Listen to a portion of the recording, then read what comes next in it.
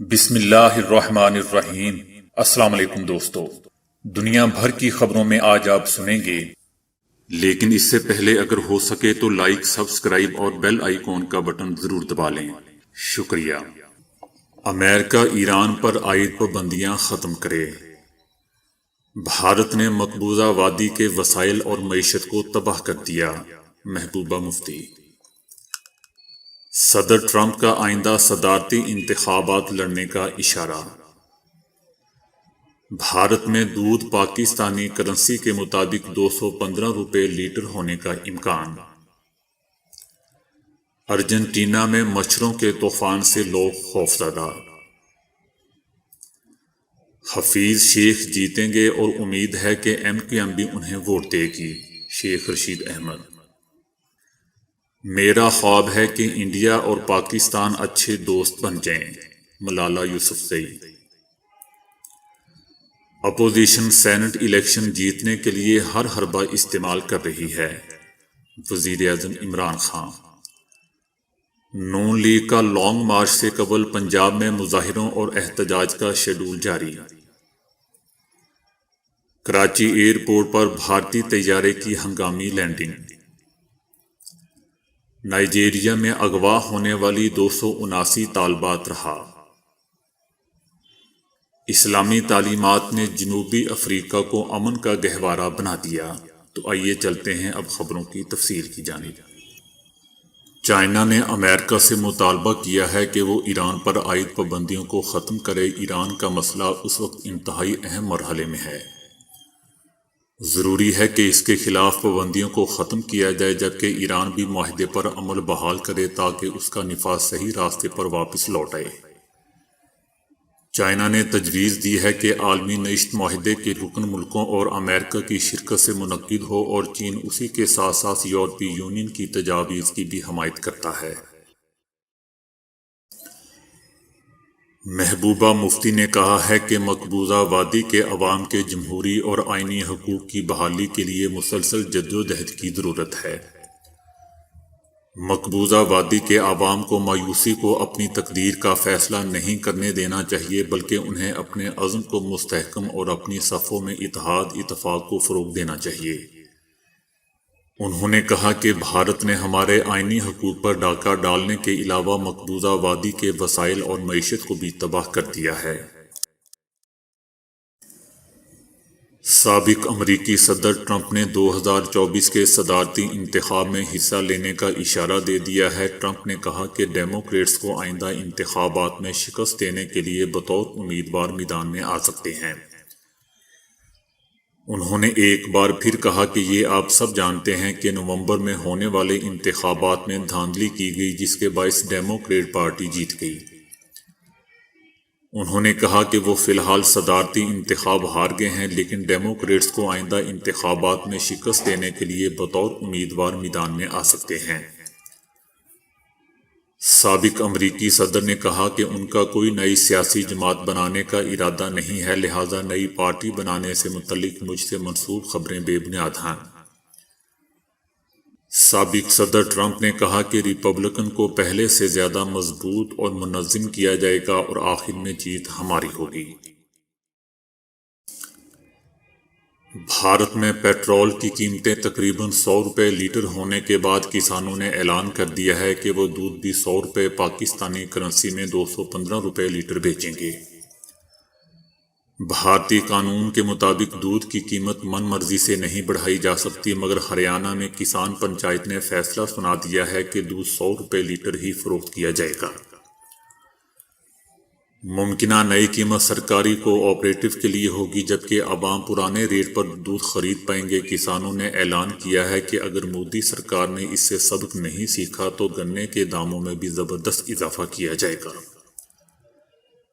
کسان پنچایت نے ڈیری فارموں کو بھی ہدایت کی ہے کہ وہ دودھ نئی قیمت کے مطابق فروخت کریں۔ پرانے ریٹ پر بیچنے والوں کا کسانوں کی جانب سے بائیکاٹ کیا جائے گا۔ ایک ویڈیو میں دیکھا جا سکتا ہے جس میں ارجنٹینا میں لاکھوں کروڑوں مچھر ایک بگولے کی صورت میں یوں اڑ رہے ہیں کہ ان پر مچھروں کے طوفان کا گمان ہوتا ہے۔ یہ ویڈیو ایک کار سوار نے بنائی ہے جو پہلے اسے گرد و غبار کا ایک طوفان سمجھا، لیکن قریب پہنچنے پر انکشاف ہوا کہ در حقیقت یہ مچھروں کا ایک خوفناک غول ہے۔ ویڈیو بنانے والے شخص نے کہا کہ میں نے اپنی زندگی میں ایسا منظر نہیں دیکھا کہ گویا مچھروں کی بڑی تعداد پھٹ پڑی ہو۔ مسلسل بارش سے ہر جگہ پانی کے بڑے جوہر اور تالاب بن گئے ہیں۔ ان سے نمودار ہونے والے مچھروں نے یہ شکل اختیار کر لی ہے جو یہ دکھائی دے رہی ہے۔ اس طرح مچھروں کی بڑی تعداد گھروں اور شہروں تک بھی پہنچ سکتی ہے۔ وفاقی وزیر داخلہ شیخ رشید احمد نے کہا ہے کہ حفیظ شیخ سینٹ کی سیٹ جیتیں گے اور امید ہے کہ MQM بھی انہیں ووٹ دے گی۔ وزیر داخلہ شیخ رشید احمد کا کہنا تھا کہ PDM کے سینٹ میں امیدوار یوسف رضا گیلانی نے ترک صدر کی اہلیہ کا قیمتی ہار خزانے میں جمع کرانے کی بجائے اپنی بیوی کو دے دیا۔ یوسف رضا گیلانی نے آصف علی زرداری کی کرپشن کو چھپانے کے لیے قربانیاں دی ہیں، جبکہ حفیظ شیخ نے ملک کی معیشت کو بہتر کیا، ملک کی اکانومی کو اٹھایا اور 20 ارب کے کرنٹ خسارے کو سرپلس میں بدل دیا۔ آج ساری عرب دنیا پاکستان کی طرف دیکھ رہی ہے۔ امریکہ اور چائنا کے ساتھ ہماری تاریخی اور بہترین تعلقات ہیں۔ وزیر اعظم عمران خان کی قیادت میں ملک آگے بڑھ رہا ہے۔ یقین ہے کہ سینٹ انتخابات میں حفیظ شیخ جیتیں گے۔ MQM پڑھے لکھے لوگوں کی جماعت اور عمران خان کی اتحادی ہے۔ انہیں معلوم ہے کہ انہوں نے کیا فیصلہ کرنا ہے۔ آرمی اور حکومت کا ایک دوسرے کے ساتھ کسی بھی ملک کو چلانے کے لیے ضروری ہوتا ہے۔ پاکستان کا آج دنیا میں اہم رول اور نام ہے۔ پاکستان آرمی کی کامیابیوں کی وجہ سے 42 ممالک کی تربیتی ورکشاپس ہوئی ہیں۔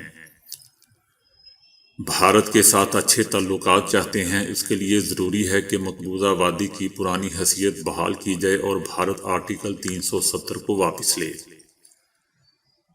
شیخ رشید احمد کا کہنا تھا کہ ملک میں امن کے لیے 70 سے 80 ہزار لوگوں نے قربانی دی ہے۔ آرمی نے اتنی جانیں دی ہیں تو ملک چل رہا ہے۔ ملالہ یوسفزئی نے انڈیا میں پرامن مظاہرین کی گرفتاریوں پر تشویش کا اظہار کیا ہے۔ نوبیل امن انعام یافتہ ملالہ یوسفزئی نے انڈیا پاکستان تعلقات کے حوالے سے کہا ہے کہ ملکی سرحدوں اور تقسیم کا پرانا فلسفہ کارآمد نہیں رہا۔ انڈین اور پاکستانی شہری پرامن فضا میں رہنا چاہتے ہیں۔ Indian T V channel NDTV کے مطابق جے پور لٹریچر فیسٹیول میں اپنی کتاب پر بات چیت کرتے ہوئے ملالہ یوسفزئی نے کہا کہ یہ میرا خواب ہے کہ پاکستان اور انڈیا اچھے دوست بن جائیں اور ہم ایک دوسرے کے ملکوں کا دورہ کر سکیں۔ ملالہ نے مزید کہا کہ ہر ملک میں اقلیتوں کو تحفظ کی ضرورت ہے، چاہے پاکستان ہو یا انڈیا۔ اس مسئلے کا تعلق مذہب سے نہیں، طاقت کے بے جا استعمال سے ہے۔ اس مسئلے کو سنجیدگی سے لینا چاہیے۔ انہوں نے کہا کہ اقلیتوں کو خطرہ ہے، چاہے وہ پاکستان میں ہندو اور عیسائی ہوں یا پھر انڈیا میں مسلمان، دلت اور دیگر اقلیتیں ہوں۔ ملالہ نے سوال اٹھایا کہ آپ انڈین ہیں اور میں پاکستانی اور ہمیں اس بات پر کوئی اعتراض نہیں، تو پھر ہمارے درمیان نفرت کیوں پیدا کی گئی؟ ملالہ یوسفزئی نے مزید کہا کہ انڈیا اور پاکستان کا اصل دشمن غربت، امتیازی سلوک اور عدم مساوات ہے، جس کے خلاف دونوں ممالک کو مل کر لڑنا چاہیے۔ ملالہ یوسفزئی نے کہا کہ انڈیا میں پرامن مظاہروں کے دوران انٹرنیٹ کی بندش اور سماجی کارکنان کی حراست تشویشناک ہے۔ امید ہے کہ انڈین حکومت عوام کے مطالبہ سنے گی۔ آپ کو بے شک ان کی سیاسی رائے پسند نہ ہو، لیکن اس کا مطلب یہ نہیں کہ انہیں جیل میں ڈال دیا جائے۔ سیاسی رائے دینا ہر شخص بشمول خواتین کا جمہوری حق ہے۔ ملالہ یوسفزئی نے انڈیا میں کسانوں کے حق میں بولنے والی تمام خواتین اور لڑکیوں کو سراہتے ہوئے ان کے کام کو متاثر کن قرار دیا۔ وزیر اعظم عمران خان نے کہا ہے کہ اپوزیشن جماعتیں سینٹ الیکشن جیتنے کے لیے ہر حربہ استعمال کر رہی ہیں۔ میں اس لیے شفاف انتخابات کے لیے اوپن ووٹنگ کا حامی تھا۔ ہمارے اراکین سے رابطے ہو رہے ہیں، مگر ہم متحد ہیں، ہمارے لوگ متحد ہیں۔ حفیظ شیخ کامیاب ہوں گے۔ مسلم لیگ نون نے حکومت کے خلاف اس ماہ اعلان کیے گئے لانگ مارچ سے قبل پنجاب میں مظاہروں اور احتجاج کا شیڈول جاری کر دیا ہے، جس کے تحت 3 مارچ کو میاں والی، 5 مارچ کو گوجرانوالا اور منڈی بہاؤدین، 6 مارچ کو گجرات اور چکوال میں نون لیگ احتجاج کرے گی۔ لاہور، فیصل آباد، قصور، شیخپورہ، جہلم، لیا، راجن پور میں احتجاج کی تاریخ فائنل نہیں ہوئی۔ دوستو، یاد رہے کہ اپوزیشن اتحاد نے 26 مارچ کو حکومت کے خلاف لانگ مارچ کا اعلان کر رکھا ہے۔ بھارتی طیارے میں مسافر کی طبیعت اچانک خراب ہونے پر جناح انٹرنیشنل ایئرپورٹ کراچی پر ہنگامی لینڈنگ کرنی پڑ گئی۔ بھارتی نجی فضائی کمپنی انڈیگو کی پرواز شارجہ سے لکھنؤ جا رہی تھی کہ دوران پرواز ایک مسافر کی طبیعت اچانک خراب ہو گئی۔ مسافر کی حالت کو دیکھتے ہوئے طیارے کے کپتان نے کراچی ایئر ٹریفک کنٹرول سے رابطہ کیا اور انسانی ہمدردی کی بنیاد پر طیارے کو اتارنے کی اجازت مانگی۔ پاکستانی ایئر ٹریفک کنٹرول حکام نے انسانی ہمدردی کی بنیاد پر طیارے کو ہنگامی لینڈنگ کی اجازت دے دی، تاہم مسافر کو بچایا نہ جا سکا۔ کراچی ایئرپورٹ حکام کا کہنا ہے کہ حبیب الرحمان نامی جس بھارتی مسافر کے لیے طیارے نے ہنگامی لینڈنگ کی تھی، وہ طیارے میں ہی خالق حقیقی سے جا ملے تھے۔ ڈاکٹروں کی جانب سے موت کی تصدیق، دستاویزی کارروائی اور ضروری اقدامات کے بعد بھارتی طیارہ کراچی سے بھارتی شہر احمد آباد کے لیے روانہ ہو گیا۔ نائجیریا کے بورڈنگ اسکول سے اغوا ہونے والی تمام طالبات کو پکڑنے والوں نے رہا کر دیا ہے۔ تمام 279 طالبات کو حکومتی حکام کے حوالے کر دیا گیا ہے۔ تمام بچیاں خیریت اور صحت مند ہیں۔ ابتدا میں طالبات کی تعداد 317 بتائی گئی تھی، جس پر گورنر مفاڈا نے جواب دیا کہ طالبات کی تعداد 279 ہی تھی۔ تاہم یہ واضح نہیں ہے کہ طالبات کی رہائی کس معاہدے کے تحت عمل میں لائی گئی۔ جنوبی افریقہ میں اسلامی تعلیمات سے ایسا علاقہ امن کا گہوارہ بنتا جا رہا ہے جسے جرائم کا گڑھ تصور کیا جاتا تھا۔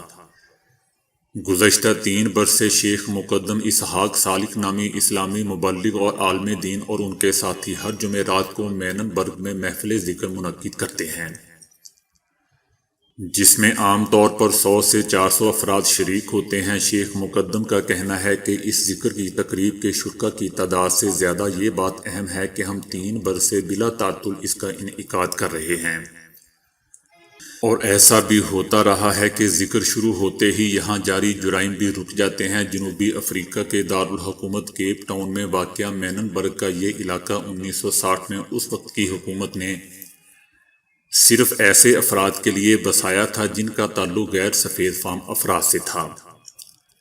اس شہر کو پسماندہ علاقوں میں تصور کیا جاتا تھا۔ اس قصبے کی آبادی 52,000 نفوس پر مشتمل بتائی جاتی ہے، جن میں اکثریت مسیحی ہیں۔ یہاں بے روزگاری اور غربت کے باعث جرائم پیشہ گروہ منظم ہوئے اور بعد میں ان کے مابین لڑائیوں کا آغاز ہو گیا اور یہ جرائم کی لپیٹ میں آ گیا۔ مینن برگ میں ذکر کی محفل منعقد کرنے والے افراد کا تعلق ایشیائی پس منظر رکھنے والے مسلمان باشندوں کی برادری کیپ ملائی سے ہے، جو کئی نسلوں سے یہاں آباد ہیں۔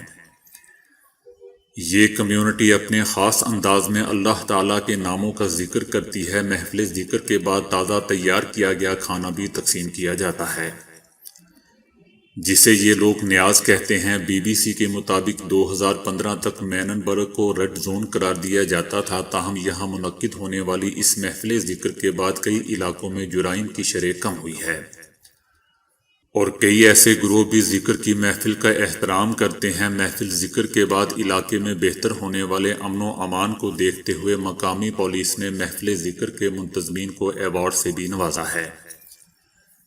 ذکر کی اس محفل میں مقامی مسیحی آبادی کے افراد بھی شریک ہوتے ہیں۔ اس کے علاوہ تقریب سے خطاب کے لیے مسیحی برادری کے مذہبی پیشواؤں کو بھی مدعو کیا جاتا ہے۔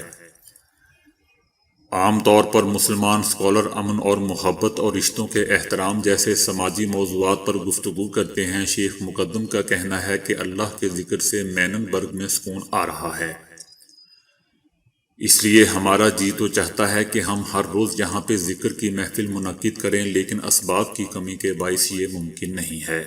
تو دوستو آج کے لیے اتنا ہی۔ ویڈیو کو لائک اور شیئر کرنے کا بہت بہت شکریہ۔